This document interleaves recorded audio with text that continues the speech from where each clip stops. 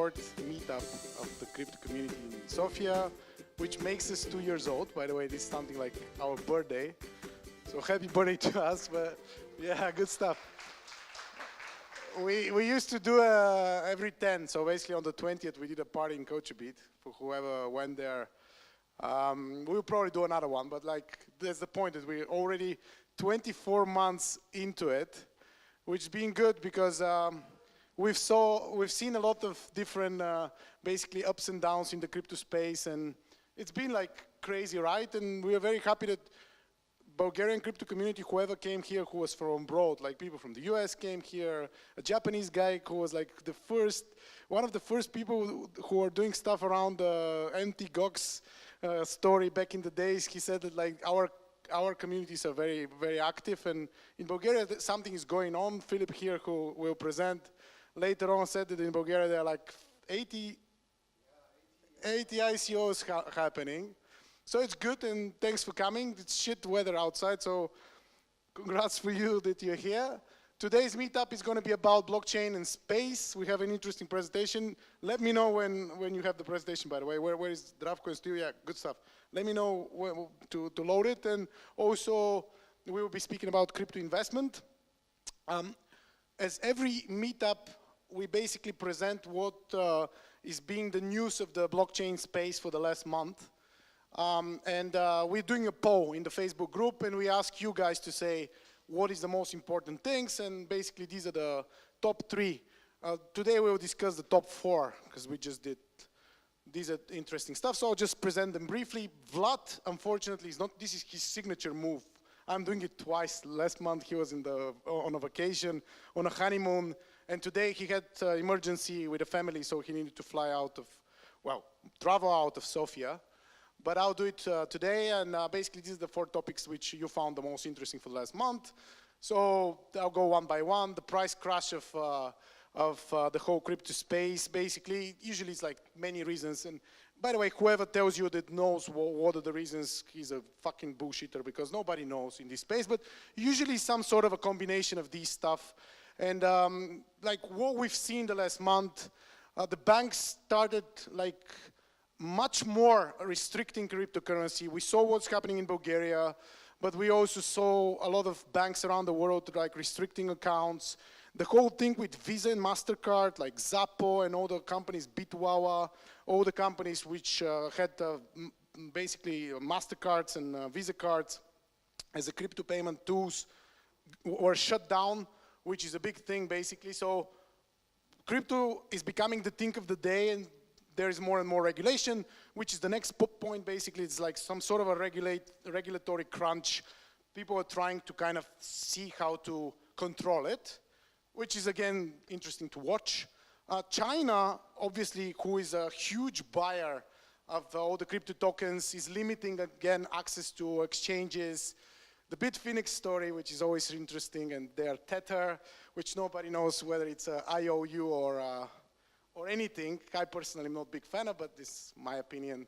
And they are actually basically contacted by the Security and Exchange Commission in the US. And so it seems that like, if there is things around them, this year might be the year of understanding what Tether is.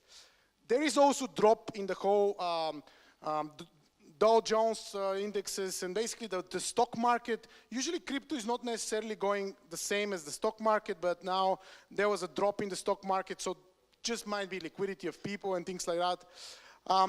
Obviously, crypto reached, particularly Bitcoin and Ethereum, reached the highest price that they ever were. So it means that many people cashed out, which is pretty normal. You cash out high, and you influx of massive supply in the market, which price goes down. And there is a feeling of a bubble. For first time, this bubble thing kind of becomes more and more apparent, I would say. A lot of crazy things are happening. So people are sort of kind of fear and greed plays into the equation. And generally, there are cycles in crypto. So we might be entering in some sort of a cycle. The next slide, we came up with all the different cycles of price drops for the last 10 years that crypto been active. As you can see, the biggest one was in 2013, which had like from, that 1,000 and 163 to, which was about 87% drop. This was the biggest drop. This was actually this one, which happened recently. It's the third biggest drop that we are observing for the last 10 years. But here, in this situation, I started looking at crypto back then, and the crypto price stayed very low for a long time. It was more than a year, as long as I remember. But here already we have a correction which is much faster. So the cycles are probably becoming a little bit faster. So yeah, that's with the crash. Atomic multipath payments, that's one of the many propositions of creating Bitcoin, and the whole, in this case, particularly for Lightning Network, but it's one of the many propositions to make things more efficient. And the main idea is that the Lightning Network is done via payment channels. This means that basically you can have a payment channel, basically a couple of payment channels to pay for one payment channel. Just an example here, if you have like a couple of open payment channels which have $2 each, you can pay something which costs $6. Which is actually a good thing in a way. It's even a proposition. I buy that. I find it very interesting because you don't need a single channel basically to have the sufficient capacity. You can have many more channels open for longer time. Balancing of channels. Basically, this is something that, I don't know, some of you probably remember the internet, but at the beginning you couldn't send email to many users, then you have the TCP IP and all these protocols, and these things are built and we now take them for granted, but the same thing is happening with crypto, that many layers are built on top, so things become more efficient, and I'm personally a fan of the Lightning Network. I think that might be a good thing for Bitcoin. I know a lot of you have different opinions and it's open for debate. So yeah, reducing fees, generally, we believe that also this could be a good thing for privacy, because when you have many different paths of your transaction going on, it's difficult to, well, trackability, I wouldn't say the word, but basically, yeah, it creates more privacy. So that's a good thing. It's one of those things that might be something that makes the Lightning Network more efficient, so we'll see how it goes. Arizona, basically allowing crypto taxes via cryptocurrency. That's something that started in 9th of January. A bill was submitted in Arizona, and in 8th of February, which was a couple of weeks ago, basically this bill passed to the Senate. So as you know, the US, basically decision-making goes from basically a state level to the federal level. So it kind of moves up the chain, which is good. And now it goes to the House of basically representatives for the further consideration, which is, again, these things might pass, which is super interesting. The guy who is running it is Jeff Wenninger, who is sponsoring it. This guy is actually very active of creating the state of Arizona of something important for cryptocurrency. He used to say that he wants to deregulate Arizona from the federal, basically, law and create laws for crypto which are more advantageous for crypto companies. And as you can see, this to allow blockchain nodes and other things like it. This is a quote that we came up with to found out basically Arizona is going to be the place to be for blockchain and digital currency technology in the future. So governments are playing, and this is one of the positive examples. Generally, the taxes will be paid. They might be using company like BitPay or something like that, but they'll be paid in a 24-hour cycle. Again, volatility here might play stuff, but I'm not too sure that might be something wrong as well, because the best way to find the people who own cryptocurrencies is to have them pay taxes. So there is something, but it is speculation. I mean, who am I to know? But still, it's something interesting happening in a state which is not one of those very famous states in the US, and they're experimenting with crypto, which is very good because many different countries or states or like jurisdictions are experimenting to be pro-crypto rather than against it, which might give them an advantage, which is good. And the fourth one is basically the SEC hearing, which is something that happened on the 6th of February, basically. There are two players. This is Vlad's stuff. He said that Jay Clayton was the bad guy and Christopher Ganiardo was the good guy. Basically, they're doing a whole SEC hearing of cryptocurrency, which is one of the first more active stuff happening for the Security and Exchange Commission in the US to start seeing these things more seriously. Many people are thinking as a surprisingly optimistic. The things that were discussed back there was the cryptocurrency as a currency, ICOs, looked at stocks, and the whole blockchain and distributed ledger technologies to be looked at something to kind of be put within a regulative framework and so on and so forth. Generally, what is the argument from the bad side is that cryptocurrencies and the ICOs should be regulated as stocks, which is not really the point, because at the end of the day, stocks are part of exchanges like NASDAQ and so on, which are really government regulated, but this is something which is technology regulated, so they should be looked differently. And the good side, Ganiarov says that we shouldn't be discouraging growth of new technologies, so there is a good debate happening there. This Clayton, the bad guy apparently, says that tokens should be treated as securities, which again, as you know, they're utility tokens, security tokens, different things. But the whole point is that they're actually trying to find a way to protect consumers, and because we saw a lot of fraud in ICOs and a lot of exchanges going bust, so the point is to protect consumers. Also, there are a lot of things being said there about regulation, that at the moment there is futures in trading cryptocurrencies, but there is no like ETFs, exchange traded funds, which is ridiculous, because you know what happened in the 2008 financial bubble, futures, you know, these derivatives. Anyways, that's again my opinion.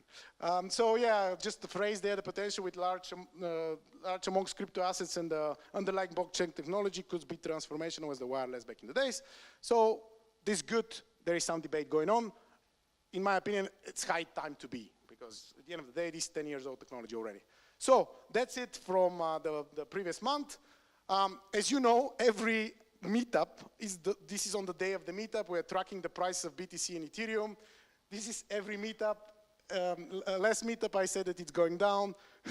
I was saying that we are gonna see the same as this one up there, but doesn't matter. It's like, don't go in this stupid, I don't know, maybe some of you do it. But yeah, we have a little bit of up.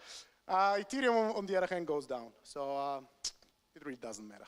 It's the way it is. So yeah, today's presentations, we have two basically presentations we invited here. The first one is about crypto markets in 2018, and this will be done by Philip Matov and Valentin Dimitrov from Belayer. It's a consulting company to consult for crypto tokens and investing in this kind of stuff. Very interesting presentation. I'm personally looking forward a lot. And then we have something about blockchain and space. I'm also looking forward a lot about what that is. And we have Zdravko and Stoil. Zdravko is coming, so his presentation will be loaded when he comes. So that's from me. And I can invite Philip and yeah, Valentin, if you want to, guys, I'll just load your presentation to start. So that's from us, and yeah, enjoy your evening. Thank you, Ivo.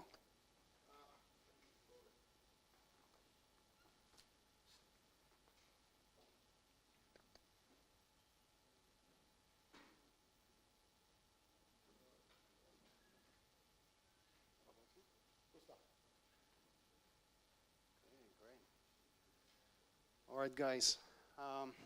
First of all, let me start by saying that I'm very excited to be here. Until 6 months ago, I was working in Japan for a company called BNP Paribas, and my responsibility in Tokyo was to work with startup companies and to figure out how our bank could help them achieve something greater than what they can by themselves, and of course us to learn from them. So we started the discussion about blockchain long time ago, 2 years ago, and people back then said that was absolutely stupid. There's no point in blockchain. Everybody in the financial world almost were completely skeptical. But I started talking with my friend Valentin, and I took the decision to come back to Bulgaria and create a company. So the company is called Belayer, and it's a consulting company that helps people invest in crypto, but also helps projects who would like to create an ICO to really create it. So I'm very excited to be here, because when I came back for the first time here, I didn't know what to expect from the crypto community in Bulgaria. And I entered in this place full of people, of so much energy, and I was amazed. I didn't expect to find that here, and everywhere we go, we tell we tell people about this community and how big it is and how much bigger it is than what we can see in the countries around us. So great stuff. So this is Valentin, my colleague. He came to learn about crypto from a completely different perspective. He started playing Diablo 3 and getting into trading digital coins in a completely different way, but the path from there to crypto was very easy. This is he's now our Chief Operation Officer, but we have another part of our team that I will present to you later. So we are here today to talk about investment strategies in crypto. This is what we are best at. This is what we have been doing for the last 2-3 years already. Our company is 6 months old. As individuals, we've been doing it for 3 months. So first of all, what is the questions? There is one question that we get almost every day, or more a provocation. So, is it a bubble? Is it a bubble? We get this all the time. So I'm going to give you our perspective of how the markets are. So among all the answers that I could find on the web, I found one that really touched me. This is a guy called Joseph Lubin. He's one of the co-founders of Ethereum and also founder of Consensus. So he says, yeah, totally a bubble. Absolutely. But it is the good kind of bubble. It is the kind of bubble that happens when a groundbreaking technology comes and the infrastructure of this technology is not yet ready for the expectation of the investors. I completely agree with him. I think he's really great, but in a way, our understanding of a bubble on a purely basis point is just that a bubble is when you have an overpriced asset. That's what happens when you have a bubble. But is that the case in blockchain? Well, we can argue, but what is the market cap today? 450 billion? Yeah, something like that. Yeah. It's like, it's less than a company like Google. Google is a great company, don't get me wrong. I love Google, but the main revenue that they're making is from selling advertisement. And here we're talking about a technology that can potentially change many different areas of business and life as we know it. So, yes, there is a lot of space to go. And the bubble of .com, it broke when it was around 2 trillion. So we still have a lot of way to go. Also, the internet back in the 2000s was only in the US, mainly in US phenomenon. It's not the case with blockchain, it's all around the world. So, but why do we care what big financial institutions say about this? We shouldn't. Actually, it doesn't really matter at all. It's the millennials who will decide. These are the people born in the 80s, mid-90s, basically until 2000s. If they decide, basically if most of us here are millennials, if we decide that this is a technology which is important and groundbreaking, then it will become such a technology. And from an emerging market, this will become a new asset class, which is huge. So our very brief expectations for the market, and just to review. 2017, it was great. Everything was starting. A lot of ICO investments happening. But this year, we believe that the ICOs that are coming up are better equipped. They've learned a lot from the mistakes that previous ICO did. They build on the technology that we've seen. So we're actually expecting much more ICOs happening this year that happened last year, and even more and more. But there will be a time, probably this year at the end, or maybe beginning of next year, where reality will meet expectations. And this will be a groundbreaking moment for the market. This will be the moment where we will actually know what we paid for. What are we going to do with it? We paid for ICOs to develop a product, so we're going to start using these products. And we are wondering how fluently, how smoothly will tokens flow from pure investors, pure speculators, to actually users of the solutions that these people create. So this will be a moment that I'm not saying this will be bad for a market or good. I don't know yet. But we need to be very, very vigilant when that happens. So what needs to be done? What is going to happen? We really are looking forward to some of things happening for this market. First of all, regulations. So when public speeches were made on this topic, it was clear that a lot of authorities around the world, they're open for this technology and they acknowledge how important it is, but we shouldn't just neglect the experience of people protecting the investors and etc. I mean, these people have a lot of experience in that, so we should learn from them. So I just give two examples here. First, Malta is becoming a very hot place for crypto venture capital funds, etc., because they've put a framework for collective investment schemes in cryptocurrencies. So they're still working on it, but they're very close to doing that, which will make investing in crypto for companies much easier.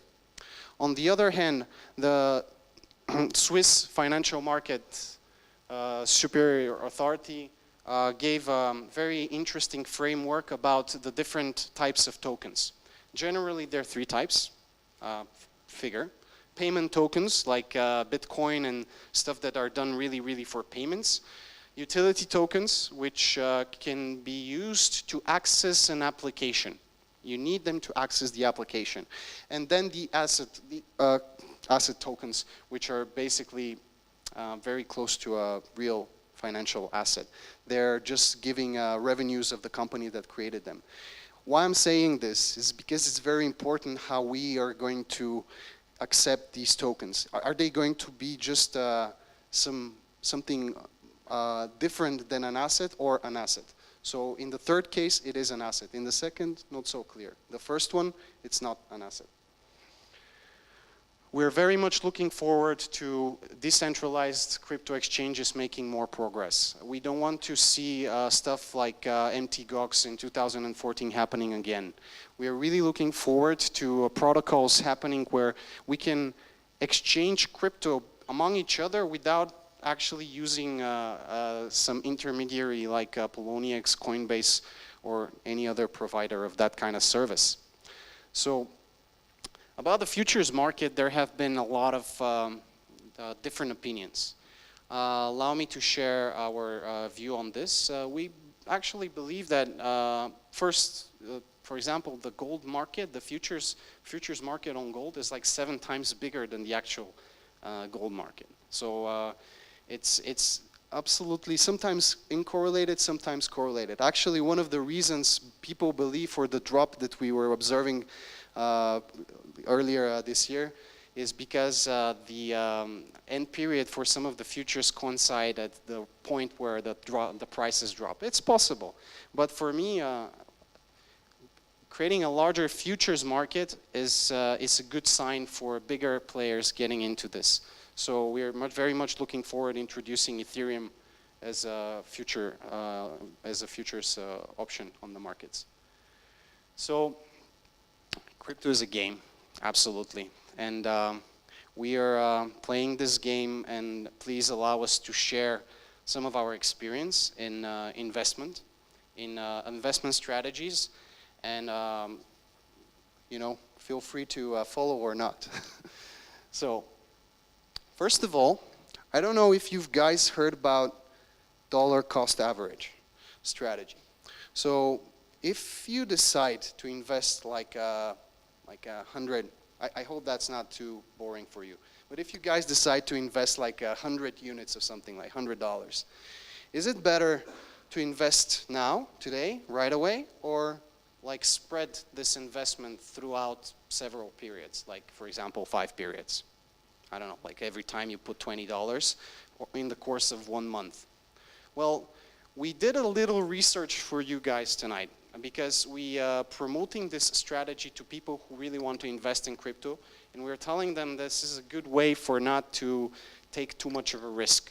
So, just as an example, if you on the 26th of January decide to go with the dollar cost average strategy and put $20 every week, basically, at the end of this, you'll have 20% bonus when the markets were down. And actually, if you just invested in the 26th January in Ethereum, by the way, we are very big believers in Ethereum and that kind of protocols.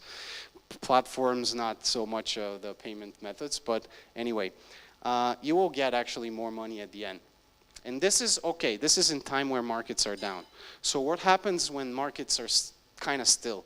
So from 26th of December and 26th of February, basically the place where the market was then and here, it's almost the same. And again, we see if you apply this this dollar cost average strategy over the course of these 2 months, basically again, you're making more money if you've just put it in the beginning. So, of course, if you look at the 6 months graph, it's not the case, of course, because if you invested on the 26th of August, you will be great now. I mean, you cannot compare to any dollar cost strategies. However, if you still apply it, you're okay, you're making money, not as much as, you know, if you apply just, if you just invest, but still, it's not bad. By the way, we did a quantitative research to how many were the periods, the optimal number of periods that you should divide your strategy. And if you decide on a period lower than 2 months to put all the investment that you decide, it's like 5 periods. But if it's more than 3 months, better to go with 4. But anyway, that's just statistics. It can change sometime. So the underlying, what my point is here is that basically, in the end of the day, if the markets go down, you're better off spreading your investments. If the markets are still, you're again better off spreading your investments. Of course, if the market is up all the time, better invest. But who can say that the markets will be always like that?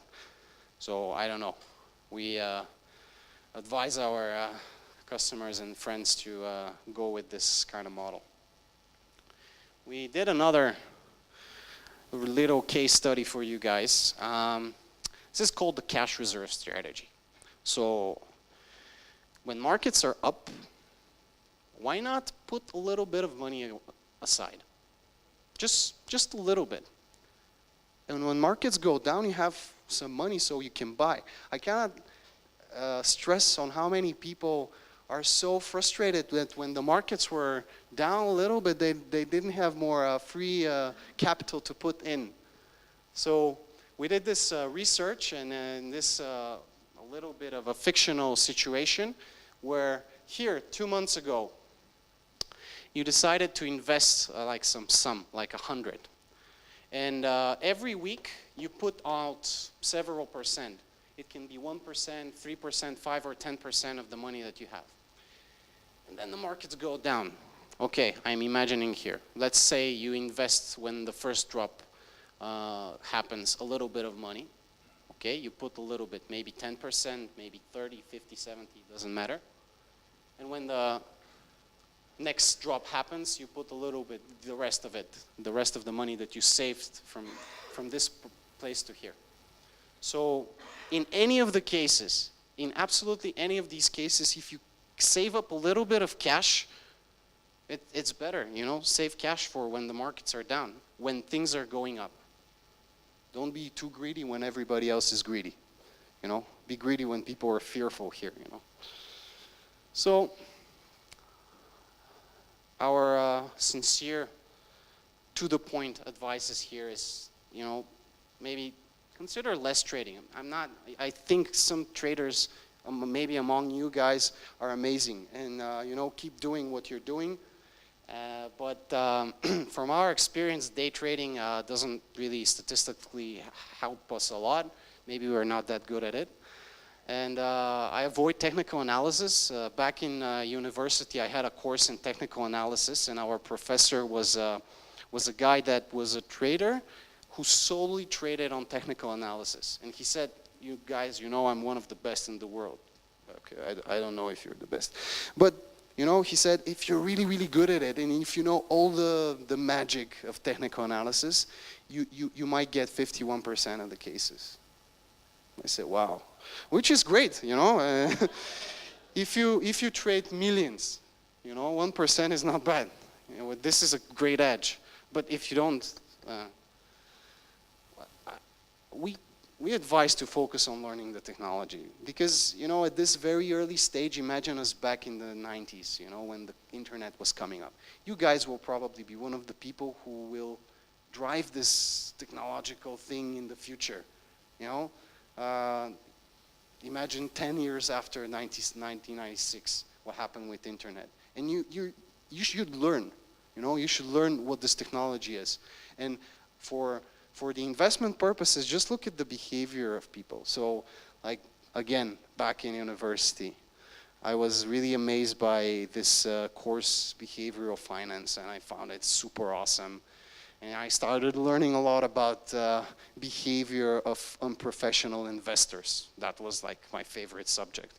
So, man, there are so many applications of this in this market. Like, one of the biases, for example, I'm giving it to you, like, you know, unprofessional investors take advices literally. They never downgrade an advice. Somebody tells them, strong buy fucking Ethereum, and they're like, yeah, I'm gonna strong buy Ethereum.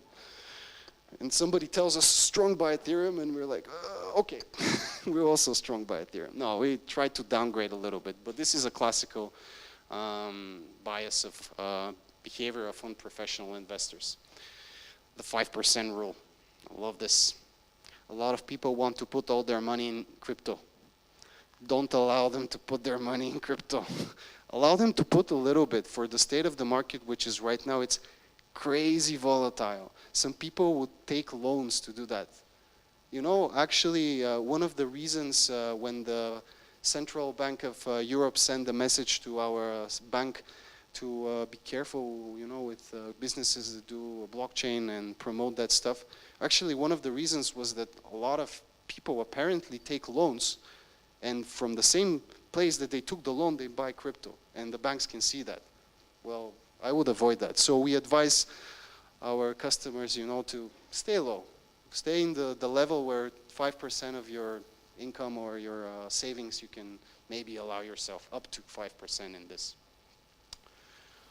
Of course, this is a very young market. A lot of arbitrage opportunities exist because the market is absolutely inefficient. It's not connected. I mean, you guys probably know why the price of Apple stocks in New York and Paris is almost the same. It's because they're connected. There is literally a very fat cable going through the ocean, so that the flow of information is super fast.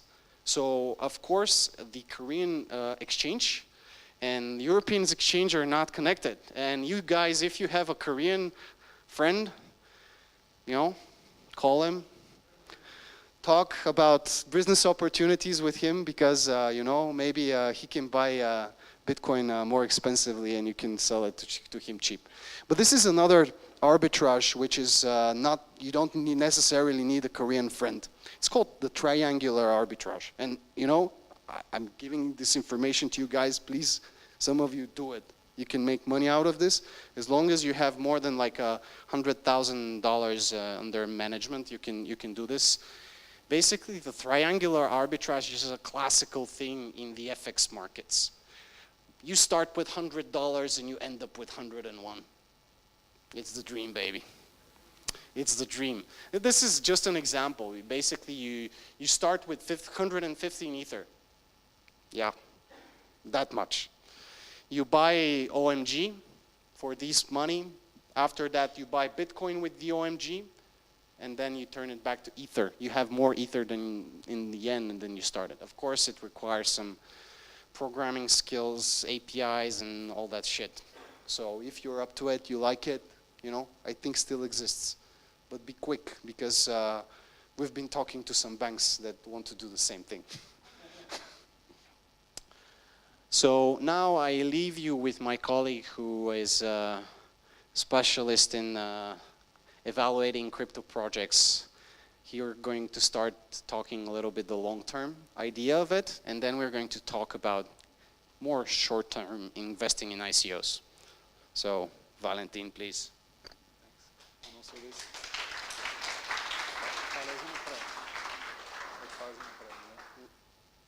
Okay, hey guys.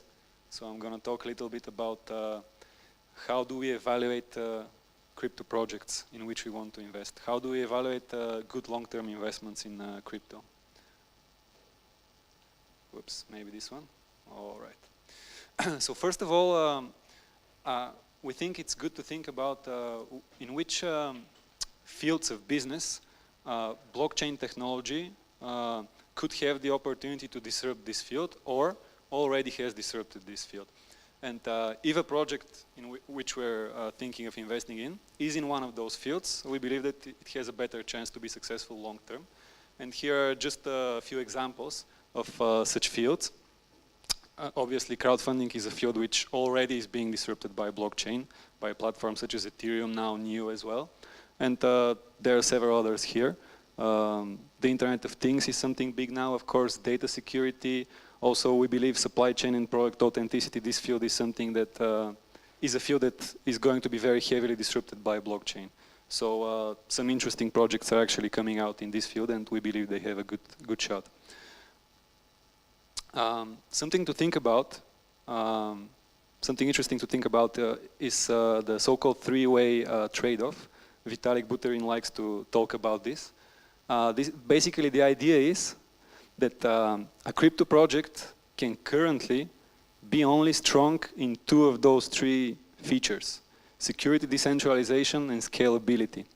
And in the future, we believe that some projects are actually already trying to be strong in all three features. And we believe the projects which can manage to do that are going to be great long-term investments. And just to give an example, for example, the white graph maybe can represent Bitcoin right now because it's very secure, it's decentralized. You can say it's very decentralized, but it has scalability problems, obviously. And the other graph could be NEO, for example, a platform which has great scalability, has good security, but is not very decentralized at the moment.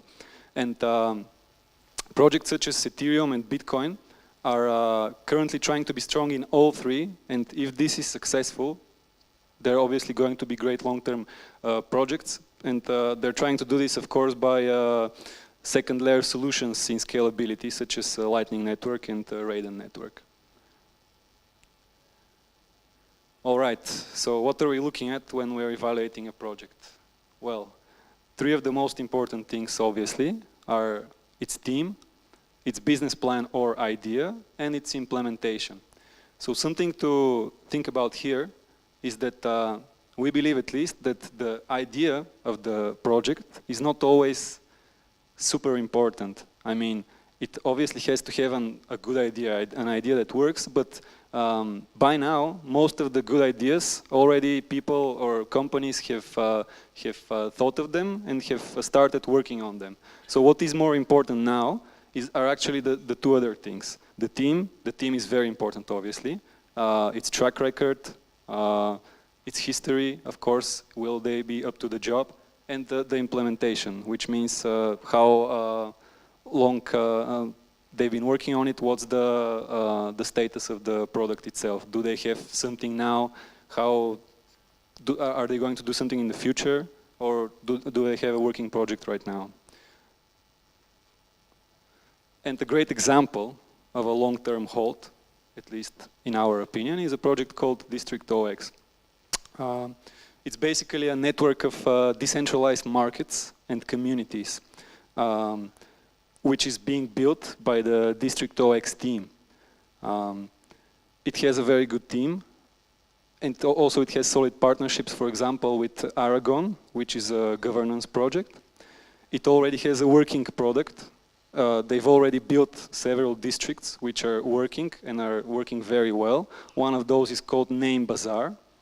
And it has a useful token, something that also is very important because there may be a great idea for a project, but maybe they don't really need a token that much. But here we have a very good usage of their token, and it's mostly used for voting. For example, one of the things it's used for is voting for who are going to be the next districts which are going to be built in this network, as well as token holders of DNT can actually vote on matters of the districts themselves. Okay, now we go to the short-term investments, and Philip is going to say a few words here. Yeah, I'll just warm up again for Valentin. But recently we started developing a business to help ICOs make it, do it. And I cannot say enough how many businesses just come up to us and say, hey, I have a very big some land, or I have mining operations and I need to build a road. Okay, then go to the bank, ask them for some money to build a road, and maybe they will give it to you. No, you say, no, I hear that through ICOs you can get very easy money. And okay, dude, but you understand that people who invest money in ICOs and companies, they do it because they actually believe that this thing can change the world. What is your road going to change, So maybe, yeah, toll taxes. But probably it will be like a security token, and you cannot buy it easily. And then the Swiss financial authority will come with their guns and say, no. But anyway, so that's why first thing what we're looking at, it's just the blockchain role in the technology. If it should be there. It cannot not be there. If it's not there, we're not investing in it. You guys probably are not investing in it either. Yeah, of course, team. I mean, like 2 people, 3 people, come on, man. You want to raise $11 million or 15 or 20. 3 people, come on. You need to have people who understand how to make development. You need to have people who are present in the crypto community. You need to know people, you need people who are really good at the field that you're disrupting. All of this. What is your product? Is it really useful? Are people going to use it? Do you really have good use cases for that thing? How much you're engaged in the community? And of course, what is your token model? At the end, it all comes back to this. But a little bit more, maybe tips and some stuff of the past. We're going to tell you about a couple of things that we put some money in. So, Valentin, please. Yeah, so let's talk a little bit about a few successful ICOs and why they were successful. First of all, I want to say a few words about Wabi, or Walimai is the name of the company. It's a company that was formed in 2013, and its purpose was to stop the spread of counterfeit goods. It's a Chinese company, it's based in China, and they do this through the usage of anti-counterfeit labels and blockchain technology. So why was this a successful ICO, and why was this a good investment? Well, due to several reasons.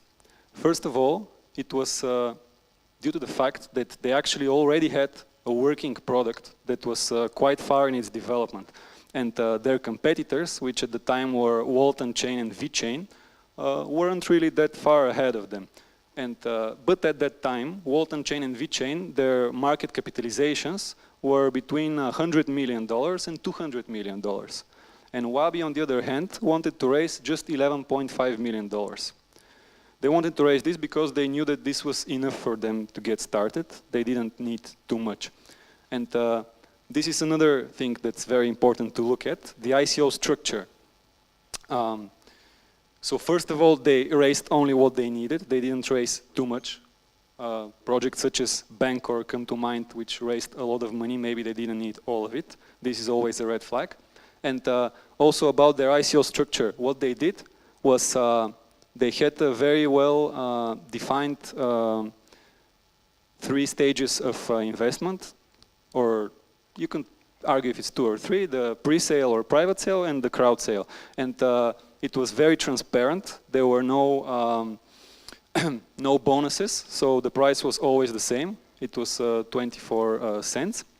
And during the crowd sale, everyone that applied for the ICO was able to participate. And this was possible due to the so-called individual caps. And it was a very small cap for every investor, but every investor was able to participate. And what this did was build a lot of trust. It built a lot of trust that this company actually cares for its investors. And it's not like, for example, ICOs of the past, when it was almost the Wild West. They gave you an Ethereum address. They said the ICO starts Tuesday at 8 o'clock. Whoever makes it, makes it. Whoever doesn't, oh well. What happened here is that everyone was able to participate, and this built a lot of trust. This also contributed to a lot of unmet demand. So many people couldn't buy any of it, or couldn't buy as much of it as they wanted. Because the individual cap, I think, was something like $700.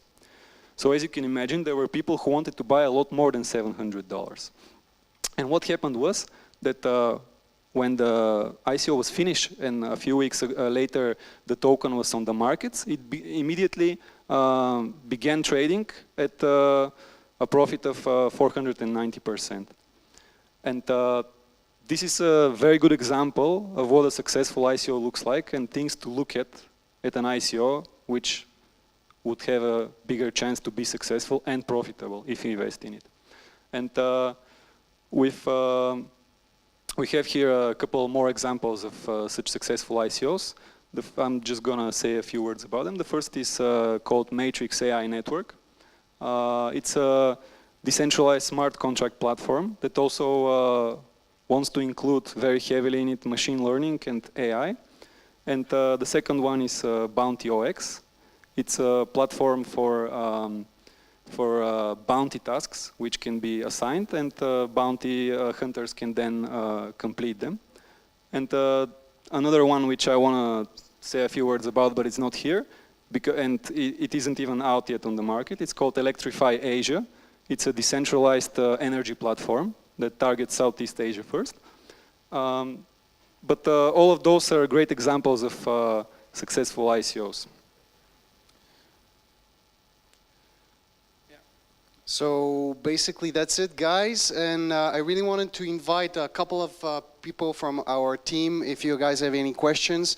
So this is Anastas here. He's our marketing, PR, customer communication guy, and Jordan here, who is like head of our research, and he's basically the guy who knows everything about ICOs. Don't hesitate to contact us if you are interested to talk about crypto.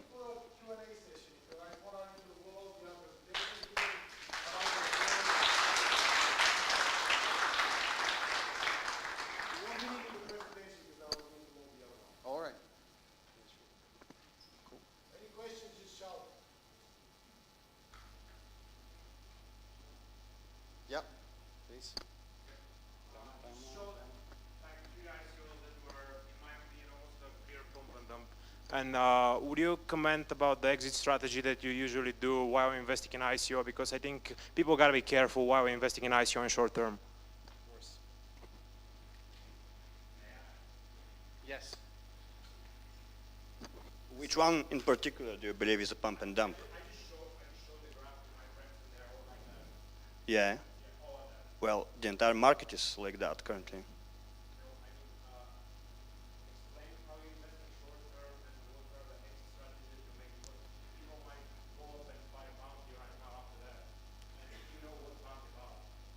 I mean, do you want to participate in the ICO or buy on the market afterwards? Which is your point? You're basically showing a project that have been speculated a lot on, and that reflects the opinion of the people. That's what I mean, I guess. Yeah, I think I understand your question. So if it was not clear, this was in the second part, which is the short-term investment. And what we mean by that is investing in an ICO during the ICO period, during the period in which the ICO is active. And then, after that, selling the token on the market. So this is what we meant by the short-term investment strategy. This is different from the long-term investment strategy, in which you invest in something for the long term, obviously.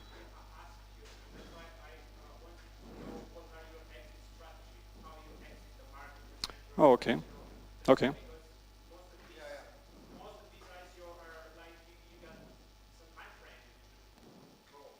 Okay, well, I can talk about a few specific ones. You mentioned Bounty. So Bounty actually opened on the markets with almost 700% increase. And from then, it actually went up a lot. What you probably are looking at the graph is when the market was pumped itself, and then it came down. And right now, Bounty is still on a 600 or so profit from the ICO. And what our strategy, what we would, of course, what we think is the best thing to do when you're trying to invest short-term in ICOs is sell either immediately when the project is on the market or do a dollar cost strategy in which you sell in different terms.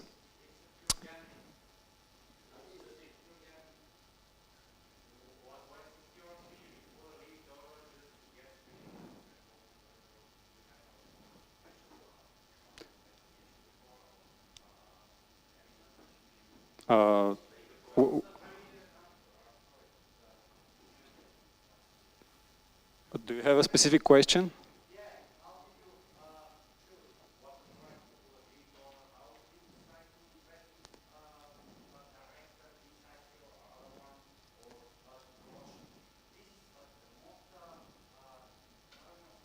How do we decide in which ICOs to invest? Is this the question?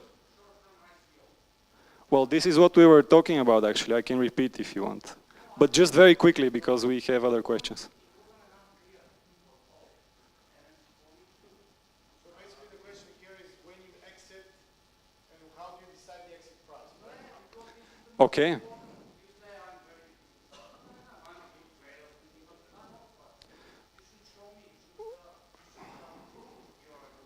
Well, okay, I'll just say quickly and then we'll go to the next question. I'm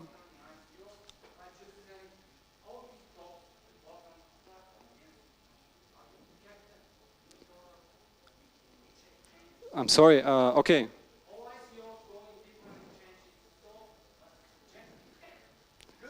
Yes, okay, so I'll just try to... Let's keep it a little bit more collaborative so there is Q&A happening. Yeah, okay.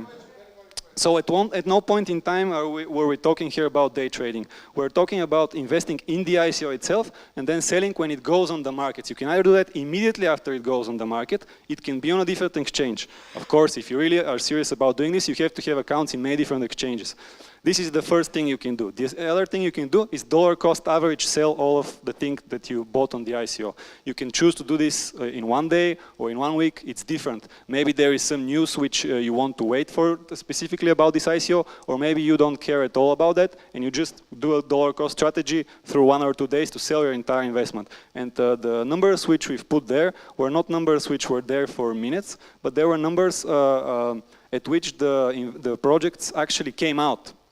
And most of them, if you check the graph, actually went up after that. So this is a very safe percentage in which you could have sold the ICO immediately after it went to the market.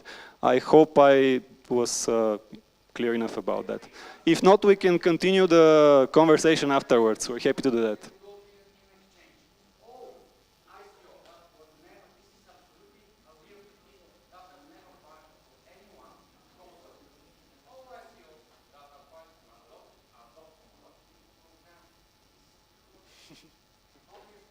Okay, we can continue this conversation if you want after that. Maybe we can give a chance for someone else to ask a question.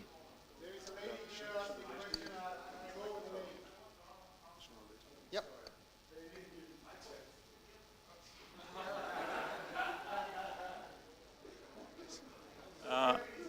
Indeed, there is a strategy. There is a passive strategy indeed. First, if you decided to invest in crypto, you have to be ready to store your money. It's not only for crypto; it's for any kind of exchange. I have a friend who, for a long time, play on. He was a dealer for a big company here in Bulgaria, and he says this way: if you want to go to the market, you have to prepare your money to lose. You take not your savings, but money that you risk.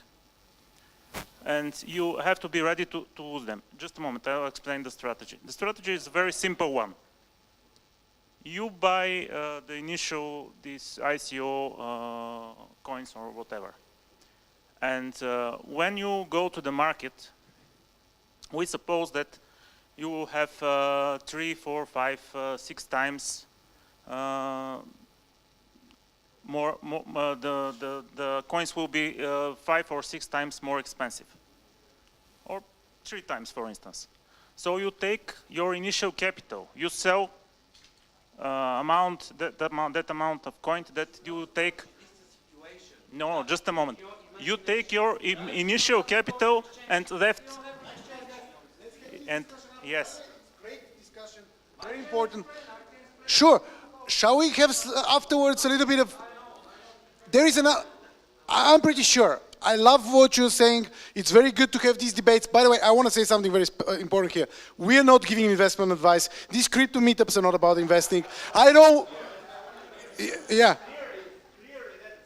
This is I'm taking full responsibility of saying that everybody we invite here is a point of view, and you should look at these things as a point of view, challenge the thinking, understand each other, have debates, and then put your money where your mount is, only 5% of it. Because otherwise shit goes hardly hitting the fan, and I don't want some of you who have a loan and children and mortgage their apartment to bet on crypto. Please. That's very important. That's my full responsibility. So let's have this debate. This is a very good point. Speak about this kind of stuff. That's amazing. And that's what we want to have in Bulgaria. Educated people who are not into MLMs and selling like one coins and shit, but really understand what they're getting into and kind of understanding the technology, where it goes. Sure. Valid question. Let's have debate afterwards. Thank you very much for that. It's very good. I want to give it to the lady because ladies first. We have like 5 ladies tonight, so that's important to have more of them. Yeah, cheers.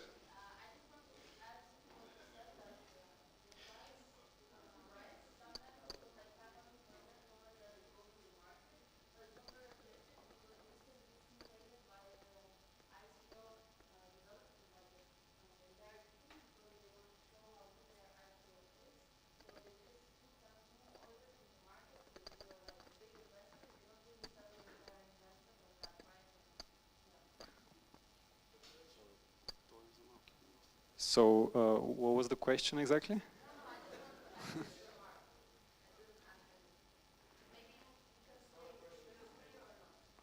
Okay, well, while this is certainly possible, the ICOs about which we talked are not ICOs, as I said again, in which we only saw this for a little while or with very little volume. You could have cashed out on your investment.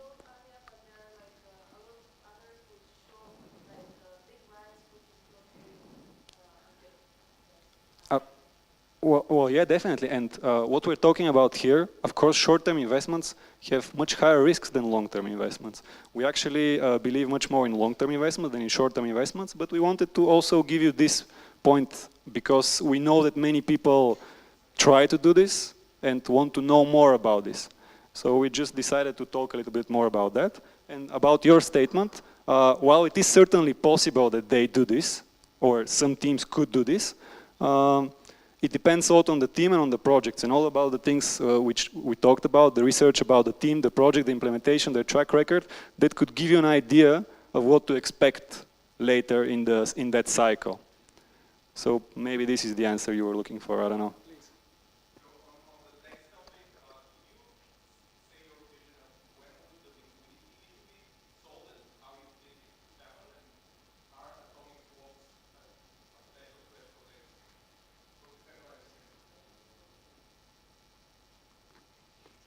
Can you repeat the question, sorry? On the what topic? On the topic of centralized exchanges. Okay. One of the big things that in 2018. So Yeah. like, are atomic forces like a threat to this model, and how will they solve the liquidity issue? Like, do you have an idea of what would be the solution to the liquidity? Yeah, well, I cannot say anything for sure, definitely. I believe there is a big future for decentralized exchanges, even though this could potentially be a threat. I believe that projects such as OX and Kyber Network and AirSwap have a lot of potential. So I'm not sure if you want to talk more about the technical part or not, but I guess that's what I can say right now.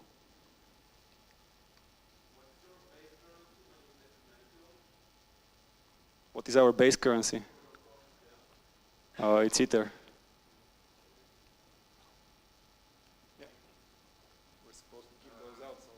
I have a question related with the dollar cost average. What's the correlation that you found between the dollar price and the Ethereum price? In which dollar related other currency you found a correlation on the distribution with the Ethereum price distribution? So let me be clear, in the dollar cost average strategy, there is no much information about correlation with the dollar prices.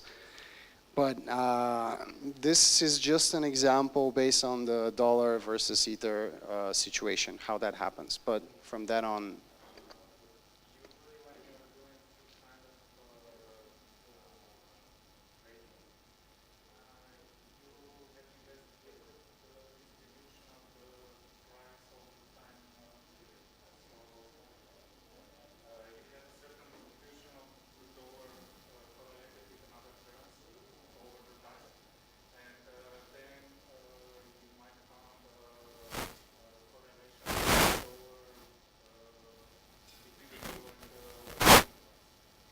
absolutely agree. I still believe that the crypto area still is more like, how can I say, not really a place where statistics still work very well. I'm a little bit skeptical yet about applying too much statistical models that usually work on the normal market situations with this place yet. But I take your point. It's a very good point. Thank you. And actually, what we showed here today was just a very little glimpse of an idea for a research. So we didn't really go all the way. We just wanted to show you some highlights that maybe in the future we are planning to develop more as the information is very interesting and the market is very interesting. So yeah, please.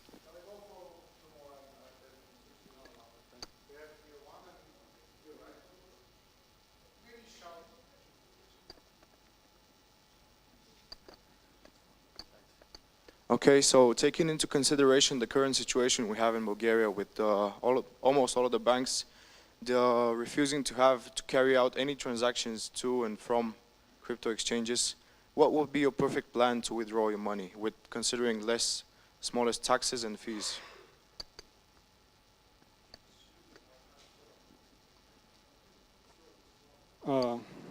Yeah, I can speak a little bit about that.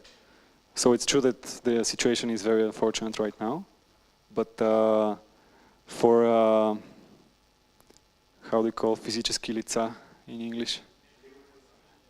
Yeah, as you are, I suppose, and not a company. A good way I could tell you is a platform called Revolut. I don't know if you've heard about it.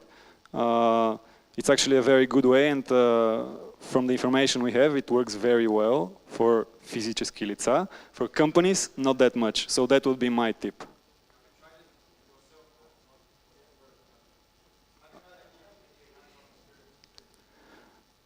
Me personally, not with Revolut, but friends of mine have, and I know that transfers to and from exchanges work.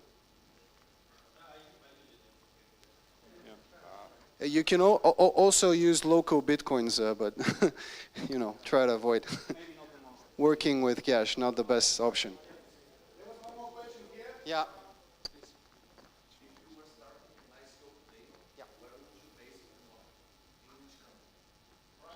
Okay, very, very good question.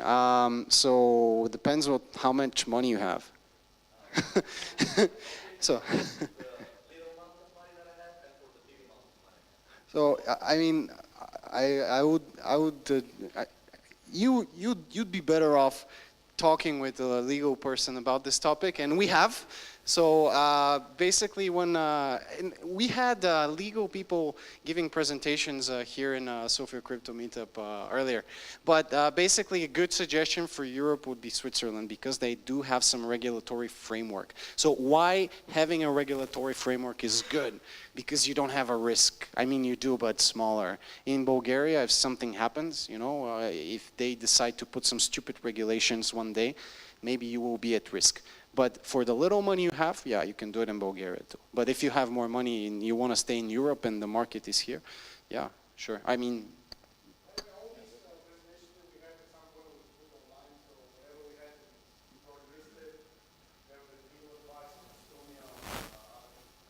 oh, yeah. Yeah, Estonia is also a great place. I mean, I'm going to pick up my e-residency very soon. It's a good place. Guys, let's give a big round of applause.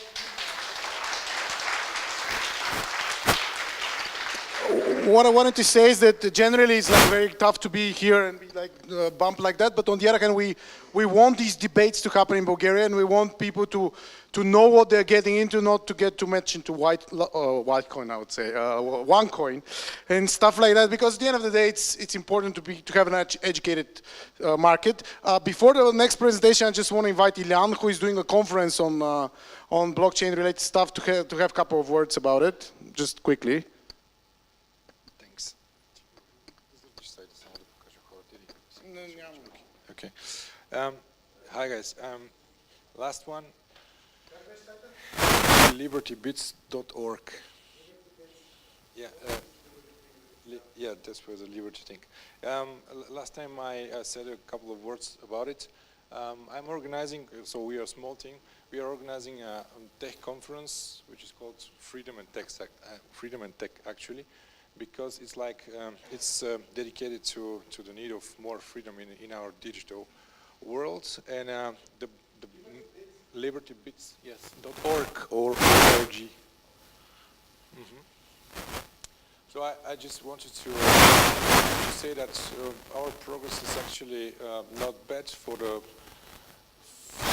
small team that we have, and without any big brands which are behind us, I think we have managed to gather interesting people from Bulgaria and from international space.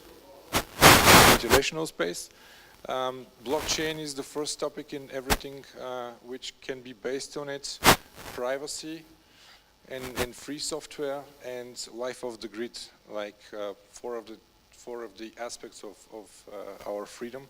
So I think it will be a very interesting conference, and my dream is to make it annual. Yeah, 24th of April in Sofia Tech Park.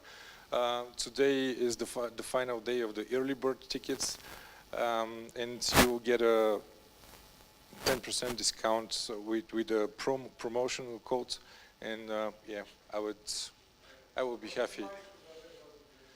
It's a €59 today only. Yeah.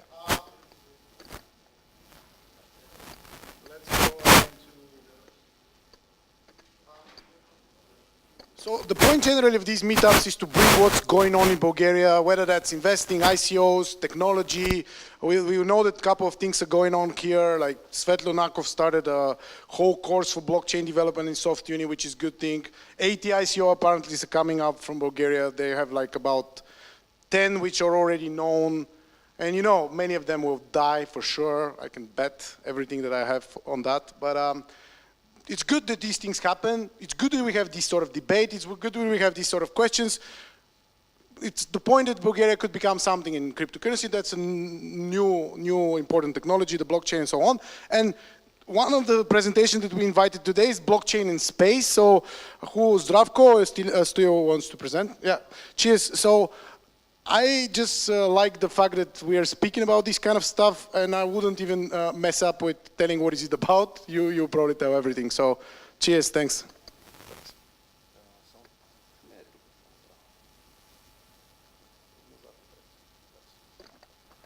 Hello everyone. My name is Zdravko Dimitrov. I'm a member, co-founder, and at present chairman of the SAP1 initiative. Um, I'm going to talk about blockchain in space tonight. It's probably not what most of you imagine. It's not what you expect, but it's actually quite useful. We don't really delve too much into the hype. We're more into the practical aspect of it, and I'm going to explain what it's all about. First, I'm going to tell you a bit more about us, what exactly we do, how we came to be, in essence, what we plan to do in the long term, because we don't really do things short term. And the most important point of all is why we think that blockchain actually has a lot of future in the aerospace sector. And of course, I'm going to present to you a concept which is very basic about what we want to do with it specifically. About us, we're a recent organization. We got established last year. Probably most of you know that the space sector in Bulgaria is kind of dead in terms of public, you know. There are some beginnings of something like a private sector, but it's extremely basic at present. And the public sector at all is just, it doesn't really care about it, which is really sad, because this is essentially, it's the most prospective sector of all industries, because the amount of innovation that goes there just spills over into so many other sectors. And essentially we sort of don't see that, which was basically the primary motivation of why we started this. The way we see it is that we don't really need government assistance for this kind of thing. Nowadays, there are plenty of private initiatives. There are plenty of independent initiatives to work on aerospace technology, on space equipment, if you will. And as a result, we decided to form this organization which unites mostly engineers, scientists as well, physicists, and the goal at the end is to just get practical, you know, just do the things that have to be done in order to generate the knowledge, generate the innovation that is going to drive many sectors forward, not just the aerospace sector. And last but not least, the idea is to make sure that education in Bulgaria actually benefits from that, because it's from the educational sector and the academia that essentially the new knowledge, the theory is born and then gets applied into the various sectors that benefit from space research. In terms of structure, we're basically a non-profit R&D organization. We're not a private company. We're an NGO presently with 9 members, most of them aerospace engineers. And the purpose of the whole thing is basically, as I said, to get practical. We want to build small spacecraft, particularly CubeSat type satellites, of which I'm going to talk about in a bit, and essentially make this a long-term program in which these satellite missions become more and more sophisticated over time. And alongside that, just have R&D processes and general scientific research that goes along with this. May not get utilized in the projects, but essentially can be useful, because 99% of what is done in this sector is essentially useful, may find use in another sector, but yeah, it has some utility, whether it's integrated into a current project or not. And finally, it's to create a network of educational institutions, primarily universities, through student participation, through integration of the knowledge that we generate in educational programs, contribution from private companies which may find ground to either develop a product they have, repurpose it for space use, or just integrate their know-how into some kind of a practical satellite project. For example, companies that produce electronics could find a platform to basically repurpose some of their product into something that has space usage. And of course, that's also what we seek, is to provide scientific establishments that do fundamental science, which, as you know, is also extremely underfunded in Bulgaria, but still produces some interesting results, is to give them a platform to essentially carry out experiments in space.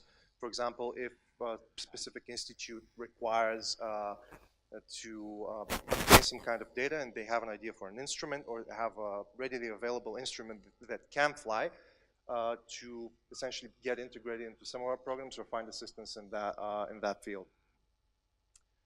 And this is our current first project. It's called EFIR. It's a CubeSat. Probably some of you have heard of this type of technology. CubeSat is a small satellite, which is, it's in the form of a cube. The architecture was developed about 13 years ago by the California Polytechnic University.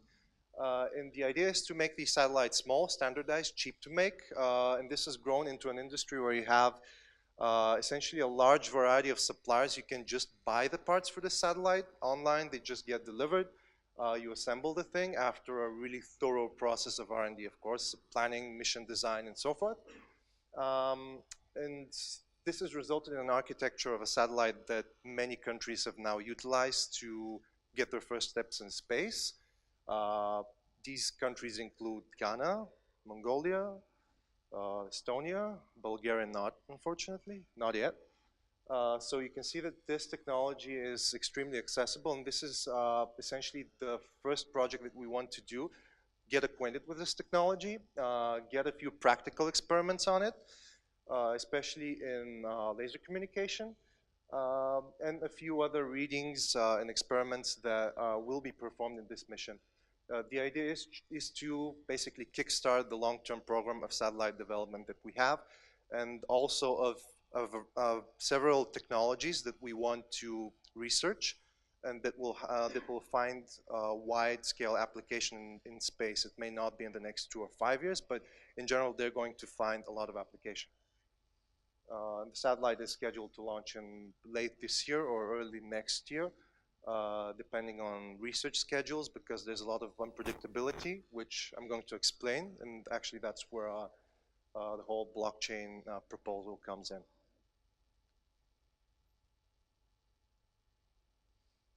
A little bit about the long-term strategy that we have.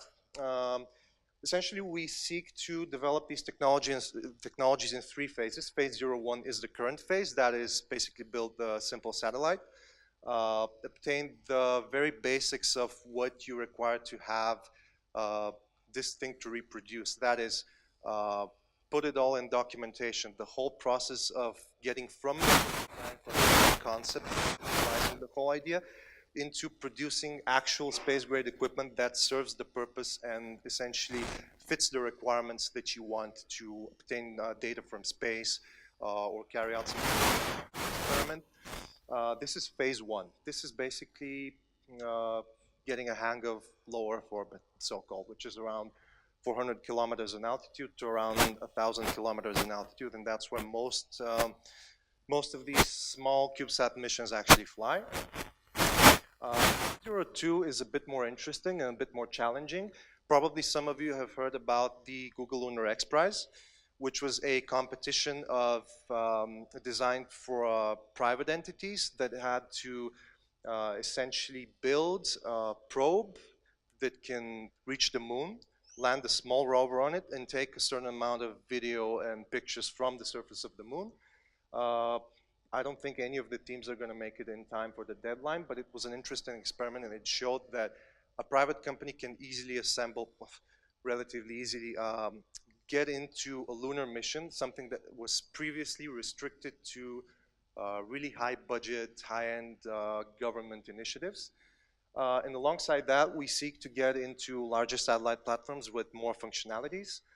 Space thrusters, which are necessary for guiding satellites to longer missions outside of low Earth orbit, and AI-assisted autonomy, which is it's actually a key technology, because one of the challenges in space missions nowadays, especially the space missions that go into deep space, that is command. Essentially, if you have a probe that goes way beyond Earth orbit, that is, for example, Mars or Jupiter, as you have several probes you've had until now.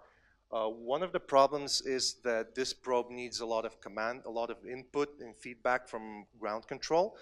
And actually one of the directions in which space technology is now taking is to increase the autonomy of probes and space satellites so that they have a little bit more of decision making on their own, measure the readings that they have, and essentially integrate their own sensory input into something that can provide them a much greater degree of self-sufficiency, essentially reduce the amount of ground control that is required, because ground control is essentially it's really heavy in terms of infrastructure.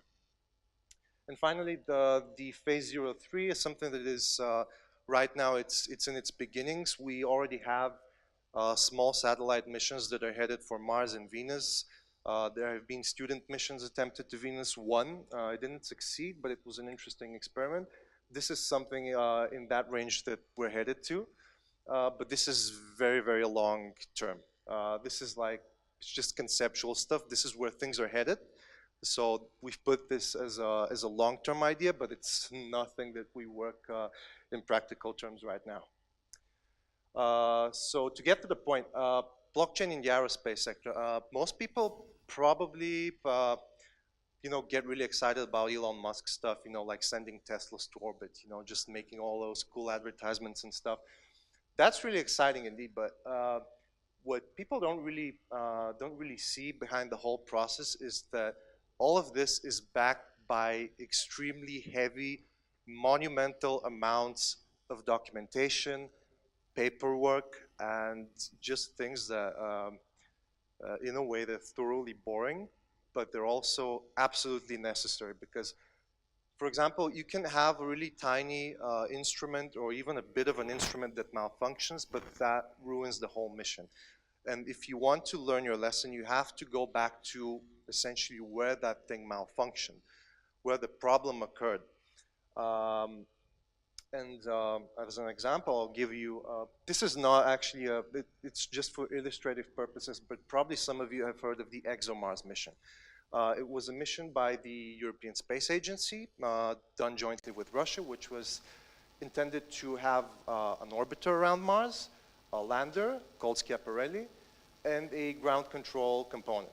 Now, the orbiter did its job well. It's still taking readings. It essentially mission success over there, but the lander had some issues. Probably some of you heard that the Schiaparelli lander of the ExoMars mission essentially crashed because of some kind of a tiny mistake in the altimeter system that basically said that it's at ground level, and it was still at 3.7 kilometers above the surface, just crash landed.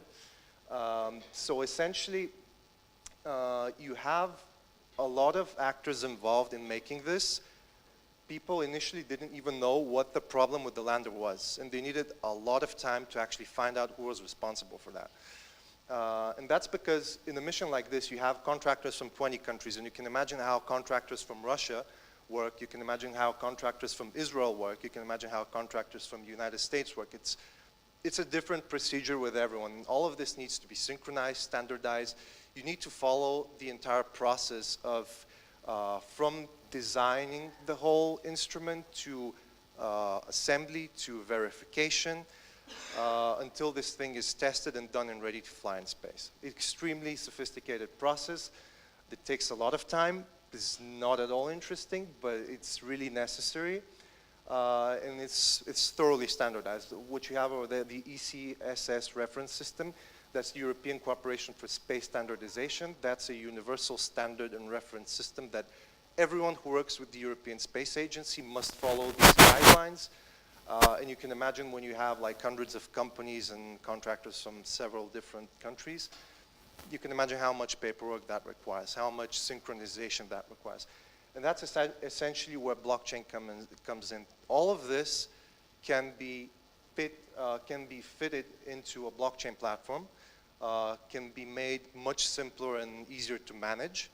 And in a way, this is a natural fit for the blockchain technology because the core essence of these processes is verification. You have to be 100% sure that whatever equipment you're sending and producing and making and testing has passed all the necessary procedures for it to be certified to fly in space. And when you have all of this thing finally succeeding, you get your mission to Mars, you get your landings, sort of, you get your orbiters, you get your control component, which also requires a lot of management. But all of this can be made much easier through blockchain, and also it can be made much more cost effective, which is a major point because, as you know, funding of space programs is not exactly consistent. You have years when space budgets are lower, you have years when they're higher.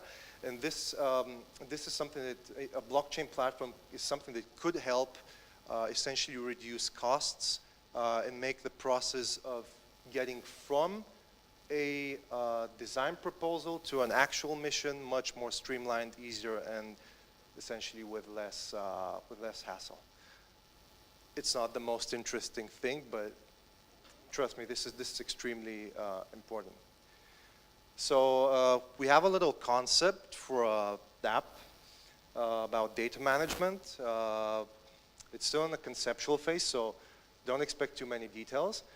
But to put it straight, satellite communications is essentially the process of communicating with your satellite from Earth. Now, it's not a unified process. It's not something that is standardized, but essentially when you have something flying up there, what you need is to take down the data. You need to know what it's doing. You need to send it information if something malfunctions. Because a satellite is essentially, it's like a small computer that has software running on it. Sometimes there are bugs. Sometimes you have to replace what you have over there. And you need to keep in touch with that equipment that you have over there through uplink, that is the upload of information from ground control, and downlink, that is the download of information from ground control. Essentially, you can have multiple stations serving one satellite. And you have a lot of variables in there that are defined from orbital altitude. You have different kinds of data rates for different kinds of spacecraft. You have limitations based on that. It's mostly technical stuff. But it's one of the key points along with power supply, sometimes attitude orientation, all of those things that make a satellite work. So a ground station, to put it simply, is a radio transmitter and receiver which you use to communicate with your satellite. Essentially, there is a rising necessity for ground stations globally because, for example, one of the companies that have a really large fleet of satellites, actually the largest fleet of satellites right now, is Planet Labs, which provides Earth imaging services. They have about 200 small satellites around the size of a shoebox that provide high-resolution photos to private customers. They have more than 200 satellites in orbit. You have OneWeb, which doesn't seem to be vaporware, but we'll see what happens with them.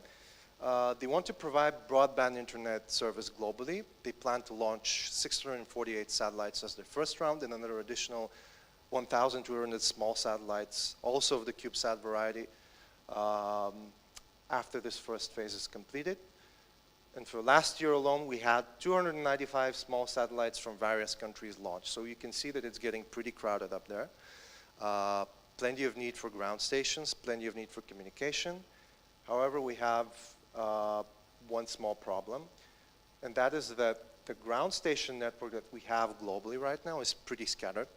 A lot of these stations don't really talk to each other, so you can have a satellite dumping its data over Mexico, then you can have it dumping its data over Egypt, or then you can have it dumping its data over New Zealand. And sometimes you may have platforms that include stations from all of these countries that you need and that are along the flight path of your satellite, but most of the time you won't have that. And essentially, if you're maintaining a constellation of satellites, which is an interest for larger companies, you want to have a global network of such stations. The problem is that it's probably not very practical to build ground stations in the United States and then in Niger or Cambodia because reasons. But it's something that you might need. It's something that might make it easier on you to deliver and get your data and process it. But in terms of infrastructure, this sort of network doesn't really exist nowadays. Also, it's a really huge expense to build and maintain a ground station because some of them require an operator, a lot of them require maintenance, and in essence, it's a large investment, especially if you need to build several of these, especially if you need to build dozens of these.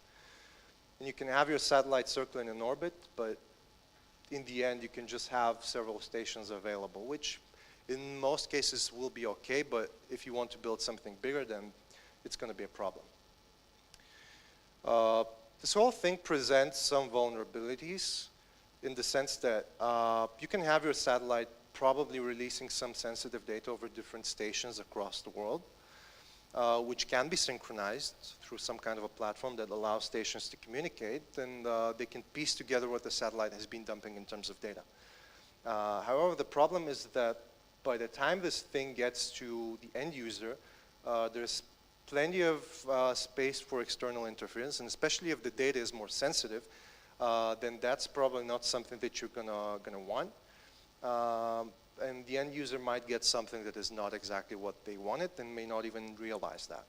For a constellation of 200 satellites, it would be extremely probably difficult to figure out if something went wrong, which station was responsible, or where exactly something went wrong along the chain. So essentially what could sort of alleviate this problem is a network in which the ground stations sort of serve as nodes and use a blockchain to verify each of the packets dropped by the satellite. Additionally, this sort of network can use smart contracts to activate specific stations along the flight path of a specific satellite, essentially increasing the efficiency of this network. And finally, the thing that would be most beneficial about a network like this would be that the data is thoroughly verified using a blockchain. And this can allow a client to have confidence instead of their own in-house network of ground stations, which costs a lot, consumes a lot of power, requires a lot of staff to maintain.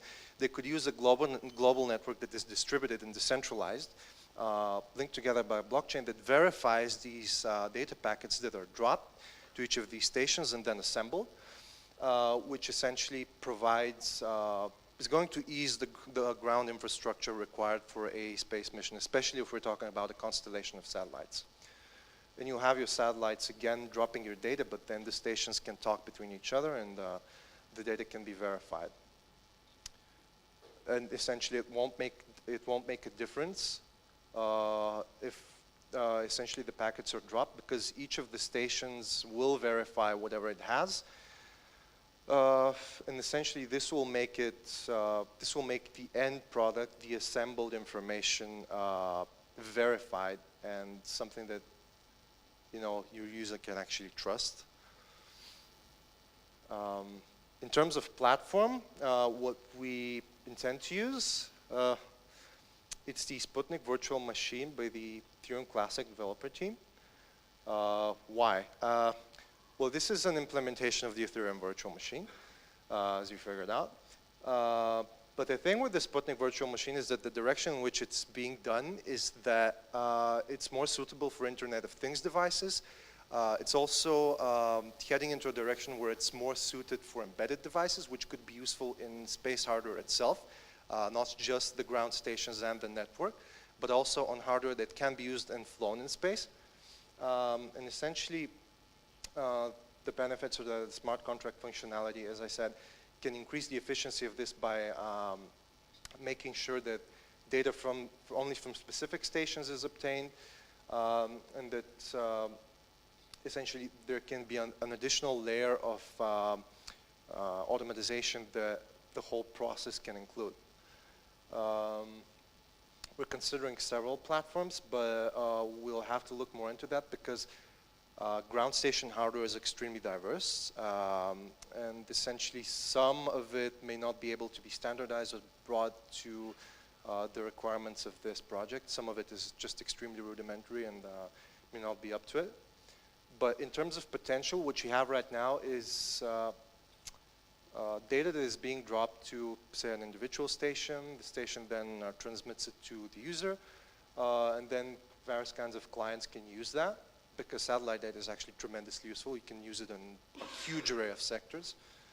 Whereas if you have a network that is more spread globally, you can have a more decentralized network of actually absorbing this data, using it, analyzing it. You can also attach all kinds of probably not all kinds, but some kinds of devices for data analysis, scientific equipment that can be included in the network and can essentially create a sort of a web that analyzes much larger amounts of data much more efficiently and in a much more accessible manner. So this is in general the concept that we have.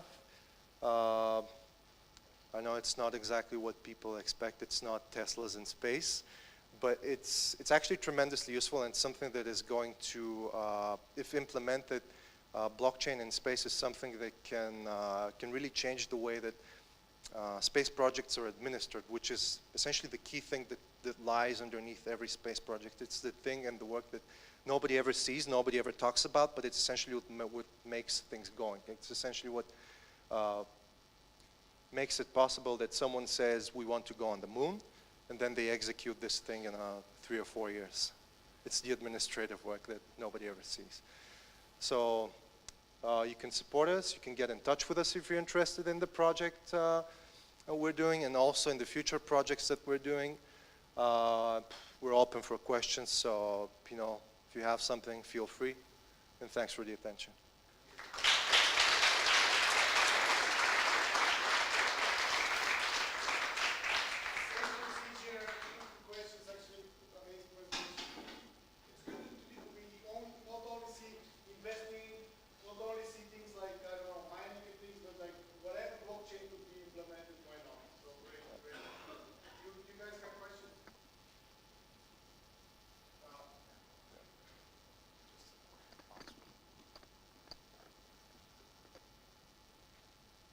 Thank you.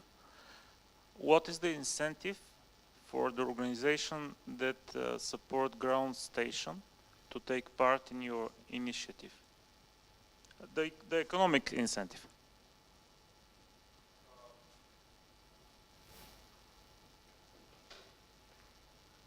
Well, at present, there is no economic incentive that is being thought of. One of the reasons is that actually right now you have a network of radio amateurs who download this data for free, and essentially they distribute it for free because the whole essence of it is to make the satellite data spread. You have several, they're not several, they're actually dozens of them, so-called amateur radio satellites that just drop data, and amateur radio operators from around the world essentially collect this information and put it up in databases that can be accessed by everyone. But if we're talking about an economic incentive, probably there could be something included, because after all, we know it's a crypto community, so you could have some kind of tokens involved in that, because after all, this is it's not mining intensive, but it's still intensive in terms of power consumption, in terms of personal time involved. So if we're talking about a ground station network that actually functionally gathers data from satellite constellations, it's something that could be contracted, it's something that could be monetized in a variety of ways. But for now, it's just that if we take it as it is, there is no incentive involved. Presently, the current network that exists is not incentive-based in the first place. Probably.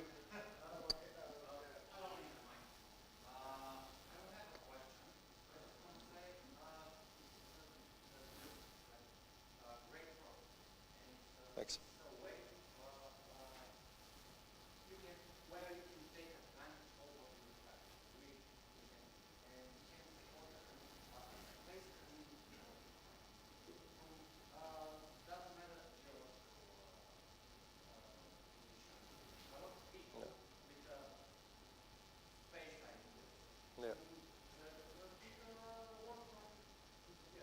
Yeah, well, actually, 3 of our members are not even in Bulgaria. They're Bulgarian, but they're not in Bulgaria, and we still do the work effectively. So that's the general idea of it, is to, I mean, we're a really efficient organization.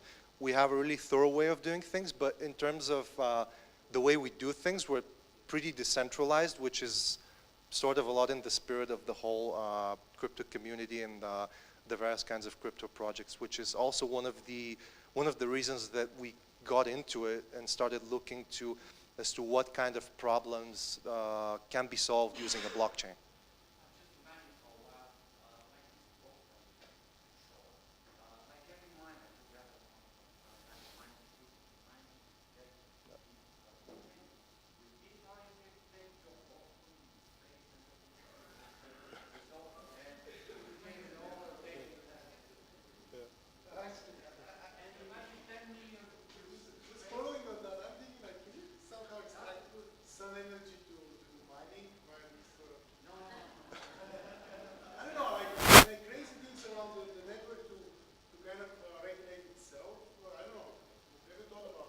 Well, probably.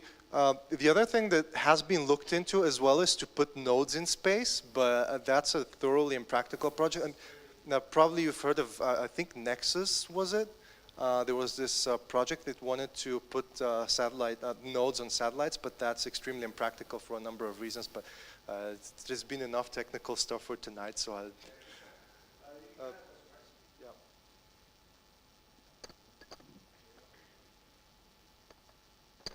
Hey, congratulations about the presentation and the project, of course.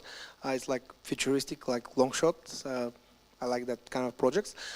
My question is, you're planning to solve problem which is not so high intensive right now, right?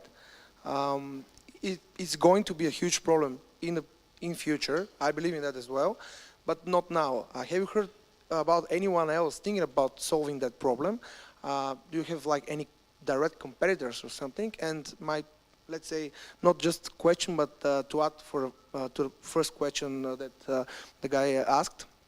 You said that enthusiasts are like doing it for free. Maybe, yeah, that is the point. They're doing it for free. That's why nothing actually important is happening in that sphere. Maybe this is the most important part in the beginning. What would be the real incentive to solve a problem? Otherwise, only enthusiasts, I mean not enthusiasts, but like no pros will be involved in that.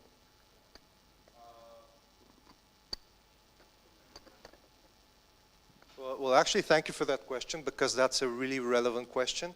The thing is that some of the things, the reason we actually formed not as a private company, but as a non-profit R&D, is that it's sort of easy to find problems that can be solved and marketized in aerospace sector. That's mostly that's in the sphere of launch services.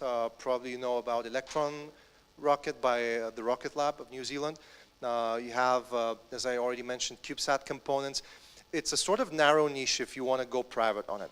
But the main thing about space, and it's going to stay like this for some time to come, is that a lot of the things that are done over there are not immediately, they don't really give a return on investment. But a lot of the stuff that is being done actually produces technology that on the side you can produce and repurpose into something useful. There's a lot of technology that we use in our daily lives that essentially has been developed for space purposes. Chemicals that have been developed for space purposes have been things that were used on the space station. Nowadays you have these automated greenhouses. That was initially a space grade instrument that wanted to, actually we had those, we developed those in the 1980s, but that program has since died out. You have plenty of things that have no practical application on a market as it is, but if you repurpose them, they actually can give something. And our focus is actually more on the side of actually doing those things that don't really give a return on investment, but at some point you'll find a way to make something really profitable out of them. You know, we don't really exclude that possibility. It's just we're focused more on this. We could have made it a private company. It wouldn't have been a big deal because we also have a pretty big team. I mean, comparatively big team. But we wanted to focus on something that not only is going to be useful, but it's going to be a bit more, it's going to give a lot of spillover into other sectors. Because nobody really, nobody's going to profit from a mission to Mars. But the technology you're going to develop, the communications, the electronics, the radiation shielding, all of that stuff is going to be useful in a variety of sectors. But what maybe people want to try to say is that some sort of a token will give financial incentives to people to develop more stuff, right? Like this is something that you're trying to say. That basically some sort of a token within the mix can give financial incentive to people to build more stuff.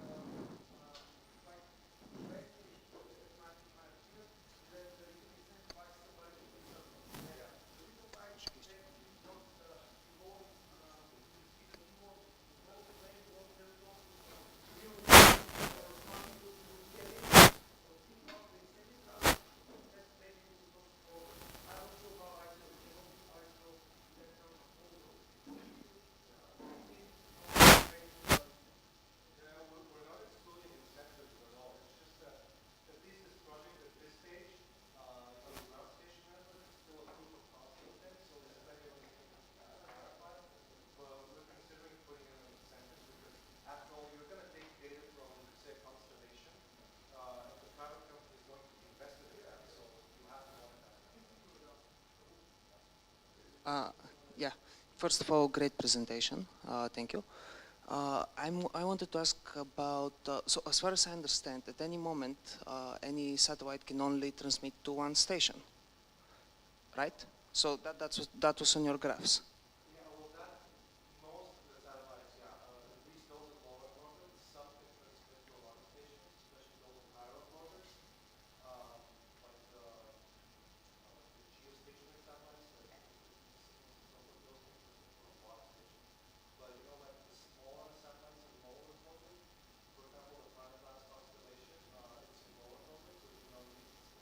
Okay. So what is stopping a ground station from worrying about what a satellite is saying, if it's a small one?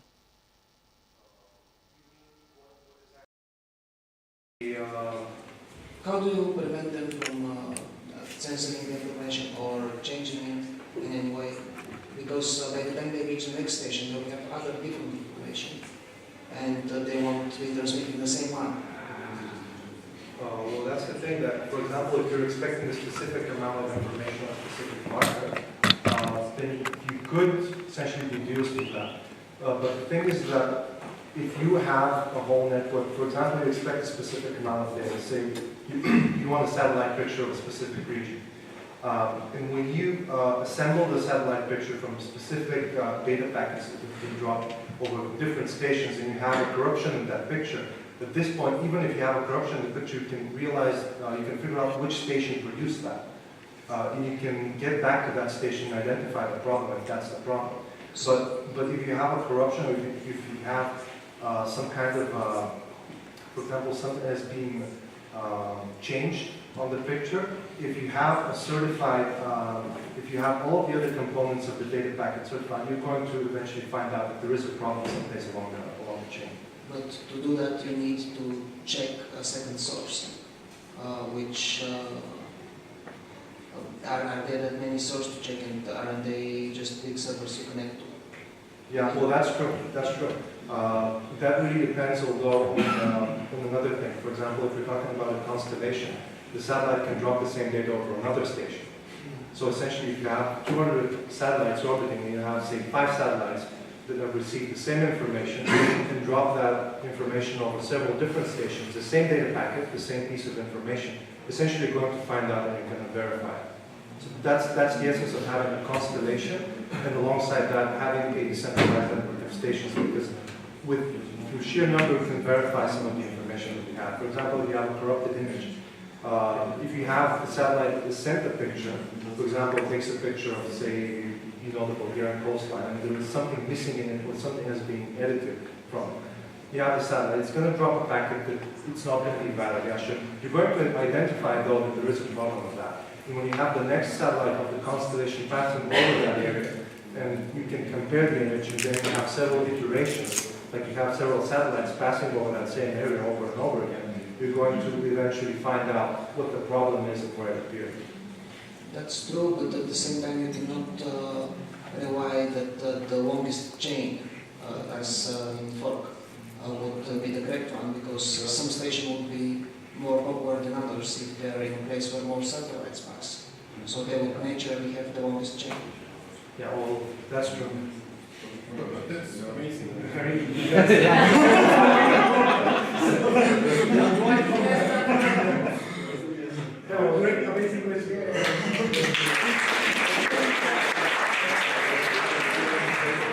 Always think it's an attempt to kind of know about the data, and you're sort of solving it. So we just want. Who else wants to have a question?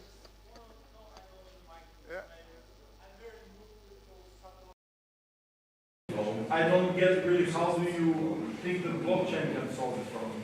Nowadays, you know, those guys, they give this presentation, they say, I want to build a road. I heard about ICOs, maybe I make one. I mean, do you think that blockchain is a solution of this problem really? I mean, I don't really see how. Well, particularly of the ground stations, it could be a really, particularly about the ground stations, it's just a useful piece of technology that could make it a lot easier to As a single ground station, as a single satellite, it's not something that's going to make a difference. But if you look at it in perspective and you have huge amounts of data coming from orbit, from huge constellations, you're going to have a network that is more efficient. And when you have like scattered stations that don't really talk between each other, they don't really verify the data that they receive, in that case, you're going to need a better solution. And blockchain is a fairly good solution for that. You know, eventually there could be a better solution, but for now, this is a pretty good solution for it.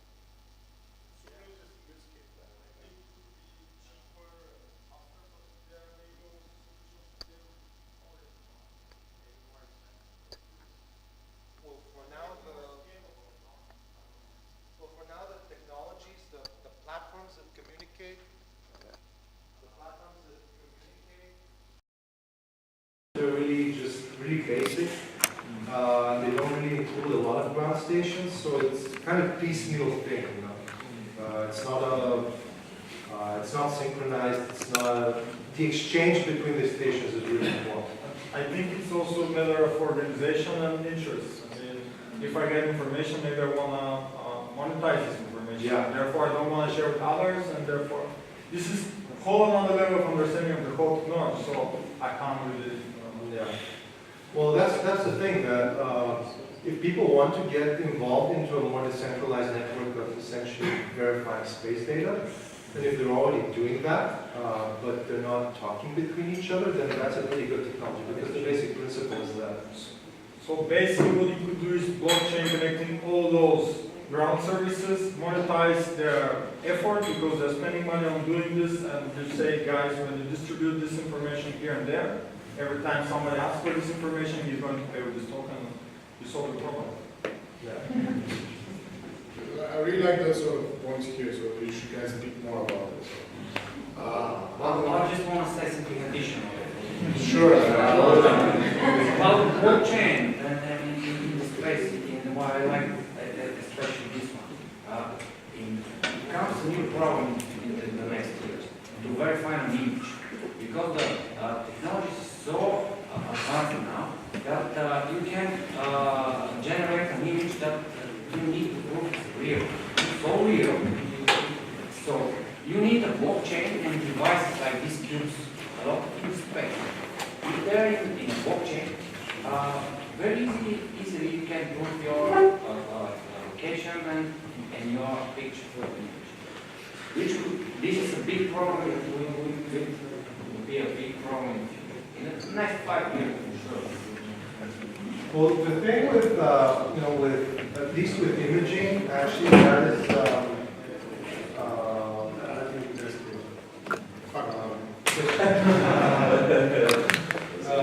that's the thing with imaging, though, and actually one of the main issues with ground stations is that there have been people talking about, you know, hacking the satellite. No, I'm not talking about the tracking and stuff like that. An example, I pour 10 million kilometers satellite and I put you on an image and tell you there is a light there, you know. Can you send some of these guys here to send the device over there? No. But if you have a million devices in space which are connected and get off, you can distribute. No, they are there, exactly. So probably the image is real. And this only the people who doesn't who read don't know this. I mean, read enough, the regular newspapers,